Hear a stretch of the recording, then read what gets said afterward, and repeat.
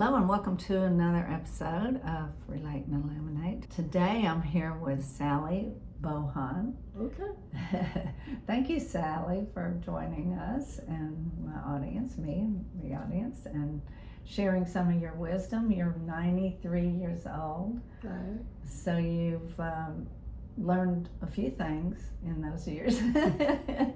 Hopefully. Yes, so I'm so glad we can talk about those things. So you were born, what? I was born in 1932 in DeLand, Florida, but my life really here begins with my grandparents because they came in 1901. Wow. And that's why I said I'm Sally Landis Bohan, because I'm better known in this vicinity as a Landis and not a Bohan. Right. Well, that's good. Lots of history there. What is your earliest memories? My earliest memory actually isn't in DeLand, Florida at all. It's in Jacksonville, Florida. At the age of 3, I had developed a bacterial infection in my mastoid bone, and the surgeon in DeLand didn't want to touch it because I was too tiny. And it was too close to the brain, but there was a pediatric surgeon in Jacksonville that could do it. So that's where they took me, and my earliest memory is waking up in a hospital room in Jacksonville, very dark, with my mother saying, "Sally Ann, eat the candy." And I'm sure I thought I had died and gone to heaven. And the reason I think this is significant is because this would not happen today. This was a bacterial infection, and penicillin was still sitting in a petri dish in London being analyzed for its ability to kill bacteria. Wow. It took World War II for this country to have penicillin. Wow. Yeah. So it was a life-threatening thing in the early 1930s to get a bacterial infection that close to the brain. Well, you're lucky. I was. You're here. I am. I lived through it. Yeah, and memories at 3 years old, that's amazing. Well, it was probably a memory because it was such a dramatic thing. Yeah. So you mentioned your grandparents and your parents. What do you think some of the lessons, the best lessons they taught you growing up? Well, it was discipline for starters, because my grandparents came from the Victorian age. They had very strict rules of behavior. One of which was in their home you stepped with your toes forward instead of heel forward, because they had wide planked pine floors and they didn't want you to scuff them. So little things like that, and I shall never forget. But discipline, what was right, what was wrong, how you should behave, was quite different from today's. And there was definitely corporal punishment of a spanking with a hairbrush on your rear end if you didn't behave. Oh, well then that makes you behave, isn't it?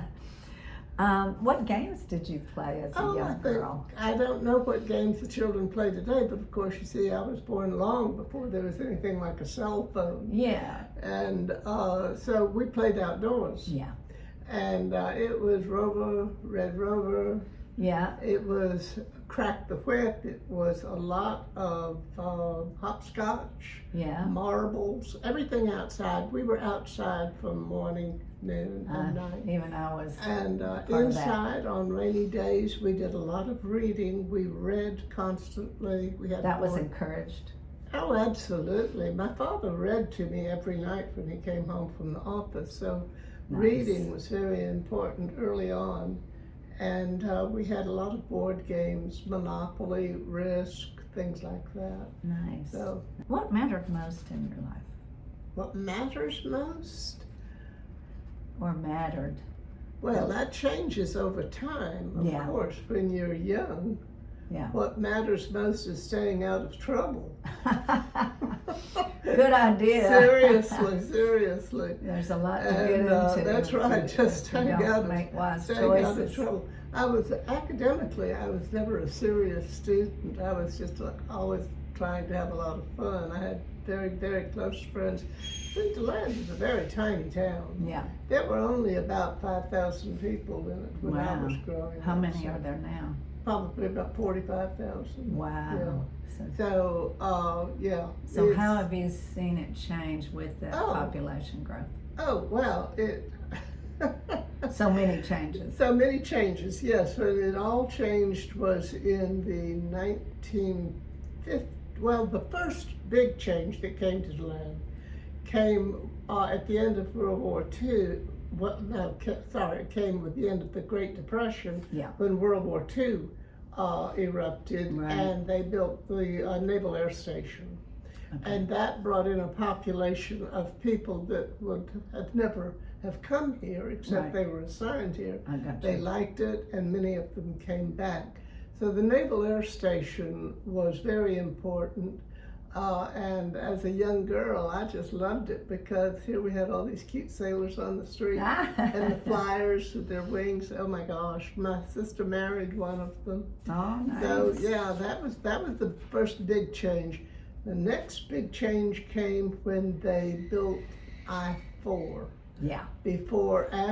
That made a change that was detrimental to the town, actually. Mhm. Florida 17 used to come right straight through DeLand. Right. When they built Still does. I-4, well, it still does, exactly. But you see, there was no way around it. When they built I-4, you could circumvent DeLand. And Right. you could go from Jacksonville to Orlando without ever coming through DeLand. Right. Well, that didn't happen now. The biggest change came when Walt Disney discovered Orlando. Yeah. Yeah. When I was growing up, there were maybe 30,000 people in Orlando. That was the biggest town we had. I have no idea how many million people live in Orlando now.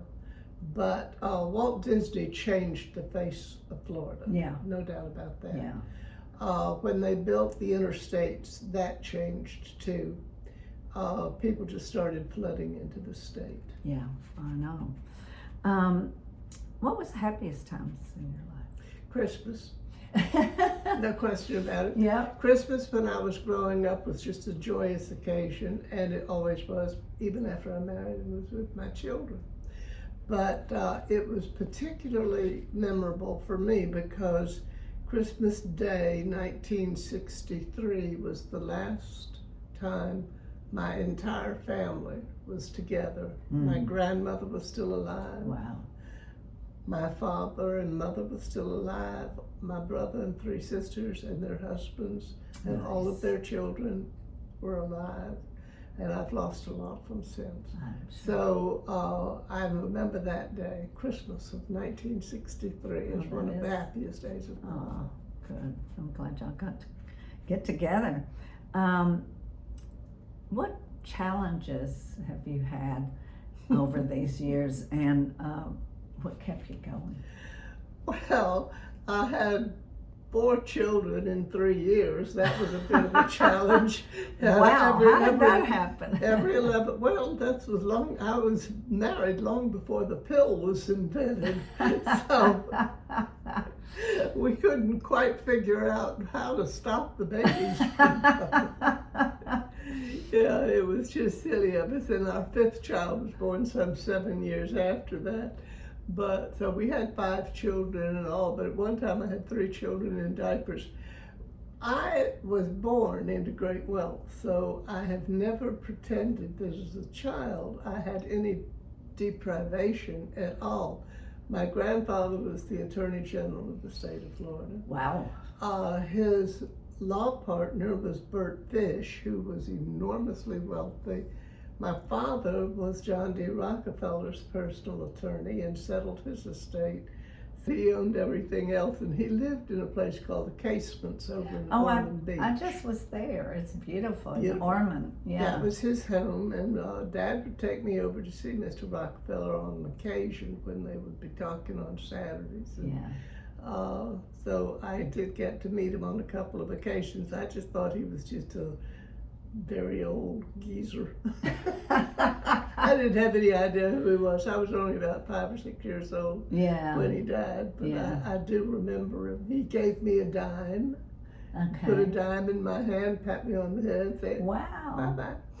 But yeah. To meet So, such a man. But well, and Dad was a very successful attorney. So Yeah, sounds like it. I was surrounded by servants and lived in an enormous house Wow. that Grandfather had built. When Grandfather became Attorney General, he gave the big 5-bedroom, 5-bath home. It's beautiful. You get a picture of it on your way out. I will. And that's where I grew up. So during the Depression, I didn't suffer at all.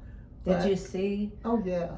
suffering? Oh, absolutely. I would sit on the porch of my home and watch the CCC workers walking by in a long line out West New York Avenue with their pickaxes and shovels on their way to build the road 42 into Ocala National Park. Oh, wow. National Forest, excuse me. Mm-hmm. So yeah, I saw a great deal of suffering, and frankly, many of my friends were living in very deprived circumstances. I can remember 2 young girls, the Wooten children, that had no father, and they sort of camped in whatever place they could find. Wow. That was abandoned hotels. Wow. During the Depression, there was 25% of this nation was out of work. Right.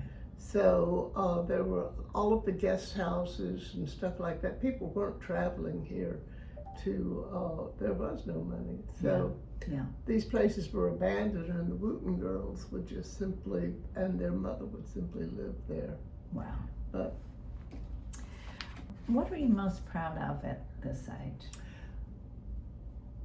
there's actually 2 things, but I'll leave one for what I want to be remembered by. Oh, good. What I'm most proud of is that I went back to school and finished my college degree when I was in my 50s. Oh, congratulations. And I did it with honors. Wow. Well, I had a wonderful job at the university, at Texas Christian University. I was assistant to the director of the honors program. And Where was this? at TCU, Texas Christian University in Fort Worth. Okay. And it was the best job on the campus because it exposed me to the best students. I worked with the best students on the campus, but also because all of the visiting people that came to the university came through my office, nearly all of them, because we would have programs for them. So Robert Ballard, who discovered the Titanic, I stayed with him for 4 days. Wow. And Shelby Foote, who was the star of Ken Burns' Civil War, I took care of him for 4 days. Wow. And so the different dignitaries that would come through, it would be my responsibility to pick them up at the airport and take them around, introduce them, provide them for meals or dinners or plan their programs. Wow. I had a great job. I guess so. Well, my husband was a professor of Russian and Far Eastern history. So if there was anybody coming to the campus, like the astronauts from Russia or dignitaries, we were always involved. It's a great life. I guess so. Well, I guess I'm gonna wind it up with, you told me what you want people to remember, but what, if any, regrets have you had? The greatest regret I have, and the one that I talk about the most when I do give public addresses to elderly groups, is write down what you know to leave it for the next generation. The greatest regret I have is that my grandmother was born in 1869. That was 7 years before the invention of the telephone. And right after the Civil War. She lived to 1964. So she saw Teddy Roosevelt, she saw World War I, she saw the Great Depression, she saw World War II. She lived through all of these fantastic periods, but she was a very intimidating woman. She was only 4 feet 10 inches tall. We called her Little Grandma. But she was a stern woman, and she scared me. So I never sat down and asked her, what was it like to move to Florida in 1901 to DeLand, where there were just sand streets. There was no road between DeLand and Daytona. Wow. So when she went to the coast to go fishing, she had to go in a wagon pulled by a mule through woods and swamps because there was no road.